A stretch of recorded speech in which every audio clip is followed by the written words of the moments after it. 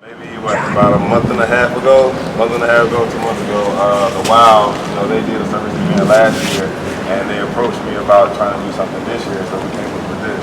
That we wanted to address an issue that is a silent killer in our community. And it's funny that I'm here today because maybe about 8 years ago, I first started experiencing symptoms of bipolar disorder here on this campus. I was a sophomore in school, and it was something that not only was scary, but it was something that I didn't know anything about, and I didn't know how to actually address it. When I was diagnosed, I was scared. I ended up leaving school for a while, and once I came back, I didn't want people to know about what was really going on with me, because everyone knows there's a stigma associated with mental illness, but it's something that affects everybody. Whether if it's you directly or indirectly, family members, friends, everybody, involved. So I wanted to have this walk today to not only have us, people buy shirts. I appreciate everybody that bought shirts too. Those who didn't buy one, I know you wanted to, but people are wearing the ribbons. The slogan, "Let's talk about it," is not just something that I feel like we should take lightly. It's something that we should actually talk about mental illness and talk about mental health disorders, because that's the only way that you can develop your support system. I have my mom here, my dad here, my aunt, all of my friends here, Dorian, Portia, everybody, Arshel, everybody that's here. They've been on my side for a very long time, but they wouldn't know how to provide that help for me if I didn't talk about what was really going on with me. So that's the purpose of this event today, and I hope that you all enjoy it, but then also learn something and promote this. Oh, use the hashtag, by the way, too. Let's talk about it. We want all your pictures, anything you put on Twitter, Facebook, hashtag it, so we can get people to start talking about mental health and mental health disorders. All right. Okay. Hey.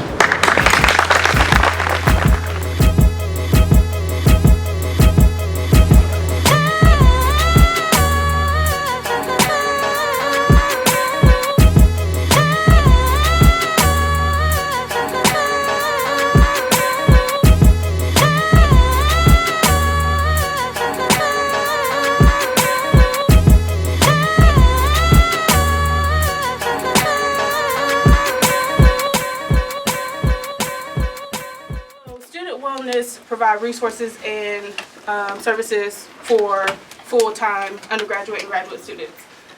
Wellness is a way to define wellness, which impacts mental health, is personal characteristics integrated in the environment in which we live in.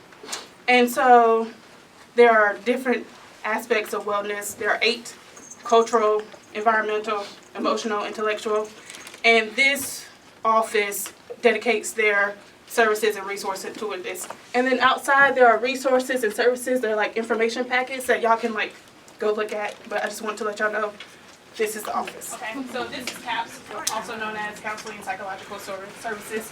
There are 2 ways to schedule an appointment.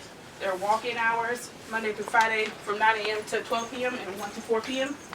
And then you can schedule an appointment through the Healthy Heals portal online. So they have a number of services. We have individual, group, couples, therapy, and medication management, and also academic intervention. There are a number of licensed clinicians such as mental health clinicians, clinical social workers, psychologists, and therapists that can help you, psychiatrists that can help you if you need any help with anything. And also we have goodie bags with information packets and also bags that you can take home to share with students, or if you're alone, share with students that you know here.